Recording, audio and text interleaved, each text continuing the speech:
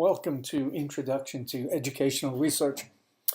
Today's video is dealing with visually displaying descriptive data. And we're going to talk about frequency distributions and stem and leaf diagrams and how to create those, how to make those. But before we do, a brief introduction.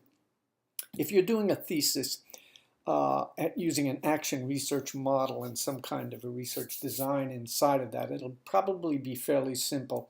And you'll be using descriptive statistics or histograms or frequency distributions or stem and leaf diagrams to display your data and as a data analysis tool. And I realize that especially frequency distributions is a rather simple skill, but sometimes if we haven't been using them for a long time, we forget about it. And stem and leaf may be new to some of you, but it's another excellent way of just gathering simple data and putting it together in a meaningful way so that you can analyze it. So that's what this video is about. So let's take a look and see what we get. Okay, so we're going to be, this is displaying descriptive data, and these are frequency distribution, a frequency distribution. And this is a frequency distribution right here. This is what it looks like, and we'll talk through it here. So it's a table that shows the number of data observations that fall into specific intervals or classes. So suppose we wanted to collect data on inappropriate phone use by a student A or whatever, call them whatever, during English class, and we're going to do it for 30 days. And we operationally define inappropriate phone use as texting, video games, calling people on the phone, etc. And this is the actual data. So on day one, this student had inappropriate phone use 3 times. On day 2, only once. On day 3, inappropriate phone use 2 times. Day 4, once. Day 5, once, and so on, all the way up through day 30. Now here is our frequency distribution, and you'll notice here we have an interval from 0 to 2. So this holds the numbers 0, 1, and 2. So if the student had 0 inappropriate phone use, or 1 or 2, it would fall in this interval. And then this is 3 to 5. So this would be 3 inappropriate phone uses, 4 inappropriate, or 5 inappropriate would fall into this interval. These intervals are called classes. So this is a class, this is a class, this is a class containing the numbers 6, 7, and 8. This is a class that contains the numbers 9, 10, and 11. This class contains 12, 13, 14, 15, 16, 17. And here are the frequencies. These are the class frequencies. So on 12 days out of the 30 days, this student had either 0, 1, or 2 inappropriate phone uses. On 8 out of the 30 days, this student had either 3, 4, or 5 inappropriate phone uses. On 5 of the 30 days, they had either 6, 7, or 8, and so on. So this is what a frequency distribution looks like. Very, very simple way of organizing information. You can tell immediately from this that in the classes 0 to 2 and 3 to 5, that was the most inappropriate phone uses. So inappropriate phone uses were somewhat low.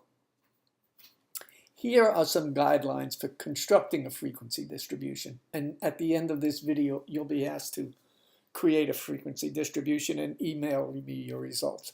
So form classes. These are the classes or intervals, and make sure they're of equal size.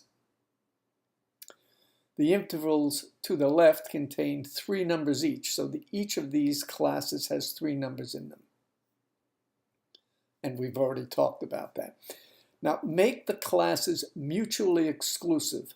So you could not have a class like 0 to 2, and then the second class would be 2 to 4, because 2 would be in both classes. So the classes have to be mutually exclusive. have no fewer than 5 classes and no more than 15. So your classes, the least you can have is 5, the most you can have is 15. Avoid open-ended classes. Examples like 15, you couldn't have a class that said 17 and over. It can't be open-ended, have to be closed. And make sure all class frequencies are included. So the distribution then contains all of the numbers and it's exhaustive. So those are the guidelines for creating a frequency distribution. And again, this is an extremely simple way of looking at data. And it can give you somewhat of an analysis of what's going on. But let's look at a little more in-depth analysis that we can get. If we use a relative frequency distribution. Now, relative frequency distributions are tables that display the percentage of observations of each class or interval relative to the total number of observations. So here, notice we have our classes, same classes that we had. This is the same data set that we used, by the way, with a total of 30. We have the same classes and the same class frequencies. We have the 12 and between 0 and 2 and 8 between 3 and 5 and so on.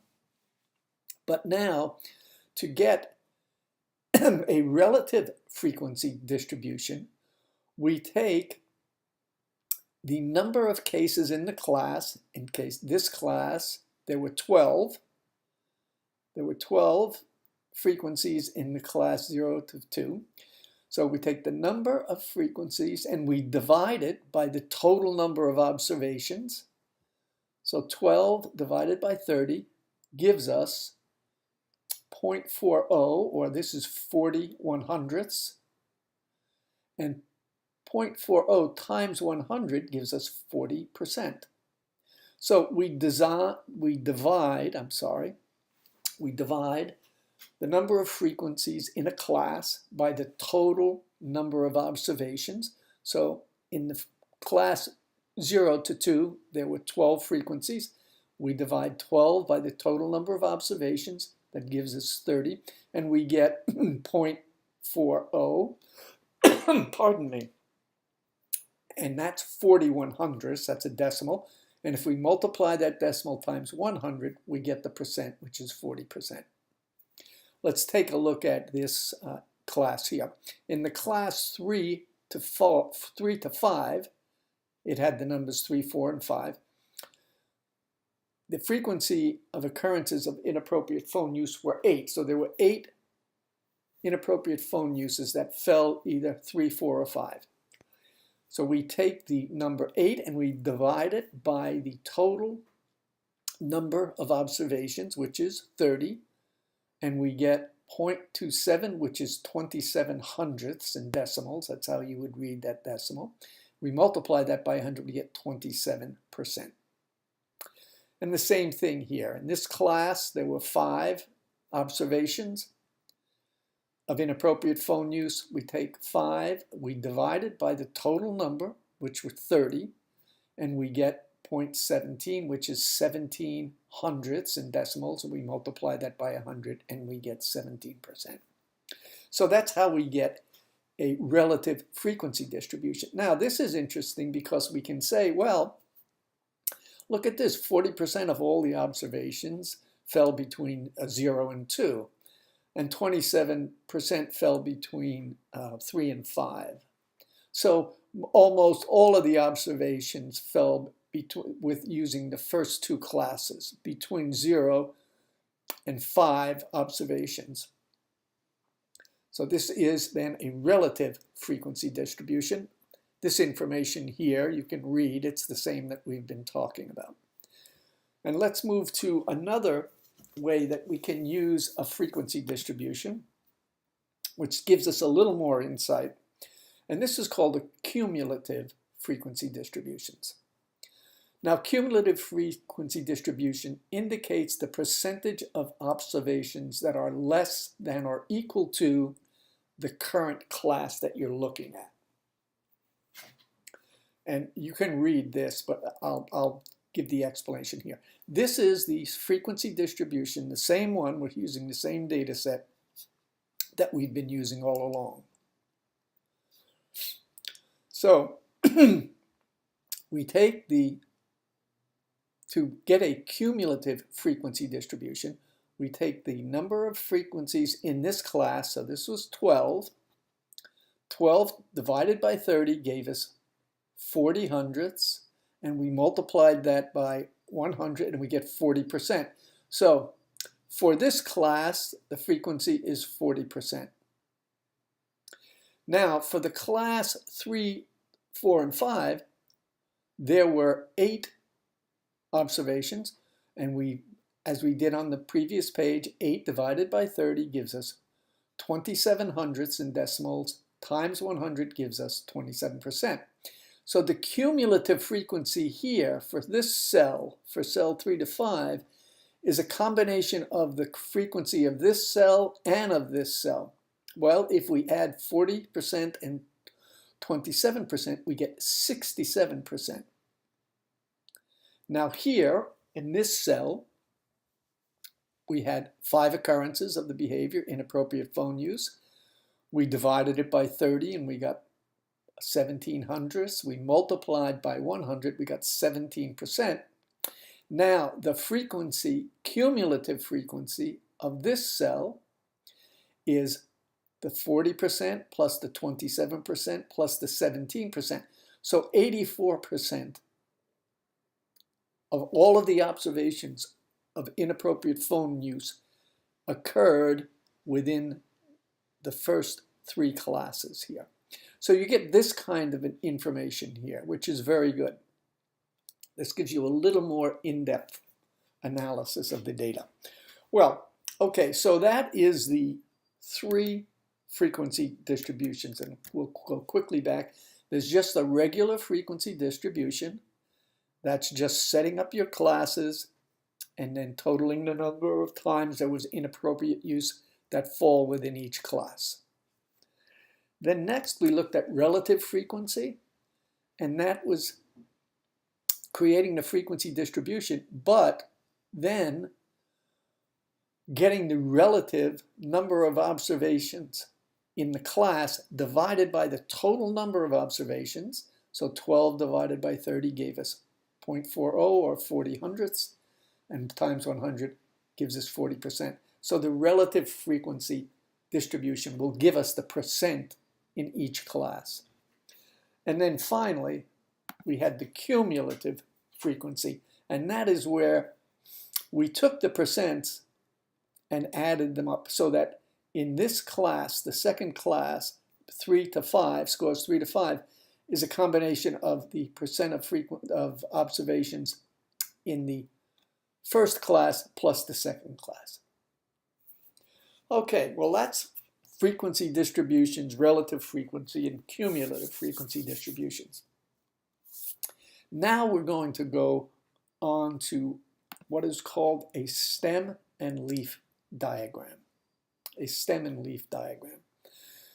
Another graphic technique to display descriptive data is the stem and leaf display or diagram. And one of the major advantages of this display is that all the original data points are always visible. Always visible. So here are 36 students enrolled in ED 710 Introduction to Research. And we have a data set in constructing frequency distribution, but now we're going to use it to construct a stem and leaf display. So these are grades of 36 students. Hypothetical. So here are all their grades. And there's a total of 36 scores.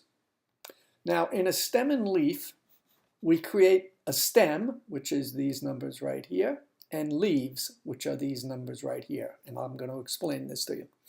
So the stem in the display to the right is the first column of numbers, 5, 6, 7, 8, and 9. This is the stem. And these numbers represent the first digit of each test score. The 5 represents all scores in the 50s.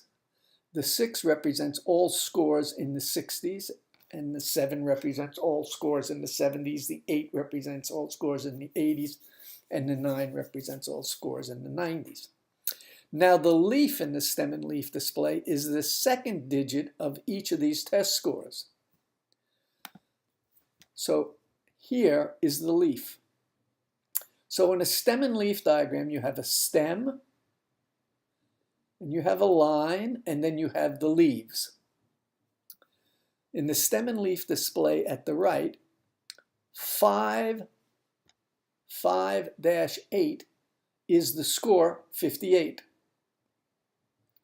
6-0 is 60. So there was one score that was 60. This 6-2 means there was one score that was 62.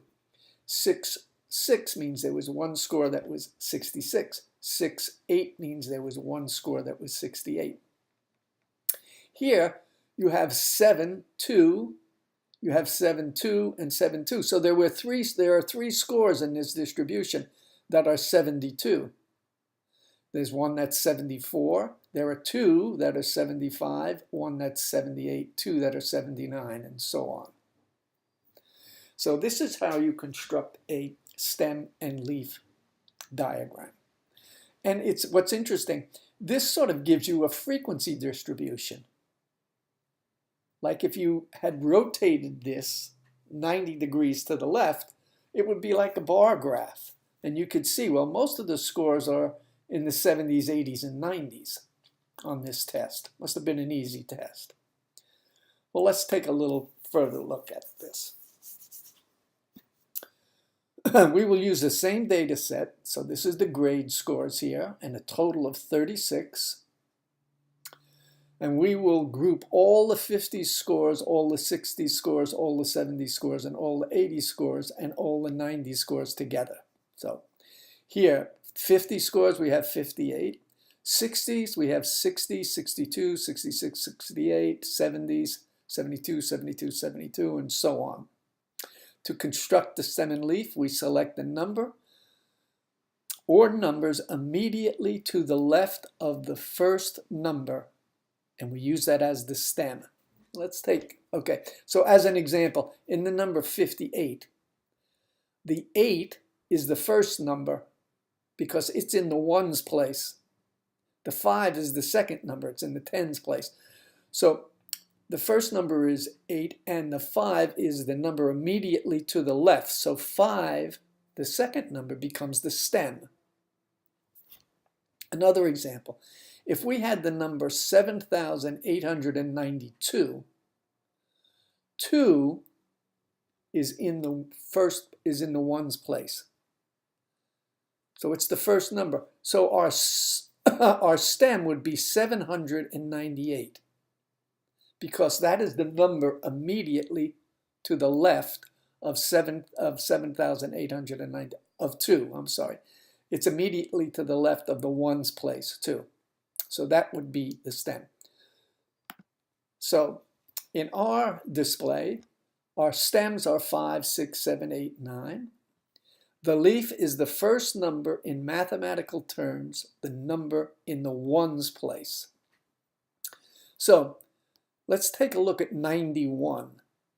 Well, 9 would be the stem, and 1 is in the ones place, so that would become the leaf. So the number, and 2 would be the leaf. 5 would be the leaf. 6 would be the leaf.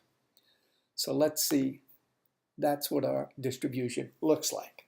And again, it's the same distribution we were looking at. And again, if you were to rotate this, you have like a nice little bar graph, and you can see, well, okay, most observations fell in the 80s, an equal number in the 70s and 90s. The predominant numbers of all observations fell in the 70s, 80s, and 90s. All right, let's take one more look here now. Using the same data set now, this is the same exact data set we used before with a total of 36. We can break the stem and leaf display down further by adding more stems. The process is basically the same. We examine the data set and we see that we have scores that range from 58 to 90, instead of grouping the scores into all scores of 50s, 60s, 70s, and 80s and 90s, we may decide what we want to do is to group them from, let's say, 50 in groups of 5, so from 55 to 59. So in this grouping, it would be 55, 56, 57, 58, and 59. There would be 5 scores in there. And then the next group would be 60 to 64, and that would have 5 scores, 60, 61, 62, 63, 64, and so on. And so in the 50s, we only had 1 score, 58. Now from 60 to 64, we had 2 scores. So that would go there. And then from 65 to 69, we had 2 scores. And then from 70 to 74, we had 4 scores, and so on. So let's look at what that stem and leaf when we break it down even further. So here now, this is 58. By the way, the number in parentheses indicates the number in the class. So this means that there are 5 scores, so it's 55, 56, 57, 58, 59. This starts with 60, so there are 5 scores is 60, 61, 62, 63, 64. This is 65, then this is 70, and so on. So that's what the number in parentheses means. So again, we get sort of a nice look at the data, and it looks, again, like a histogram. We get, if you rotated this 90 degrees to the left, you'd have sort of an idea of what this stuff looks like. Well, okay, so that's how you construct stem and leaf, and then also frequency distributions. So I think now it's going to be your turn. So you have some raw data here, and this is actually the 36 scores that we were just looking at.